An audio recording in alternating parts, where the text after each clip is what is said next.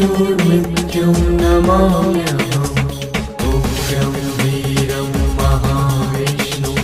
ज्वलन्तं सर्वतोमुखं नरसिंहं कृष्णं भद्रं मृत्युर्मृत्युं नमाम्यहम् उग्रं वीरं महाविष्णुं ज्वलन्तं सर्वतोमुखं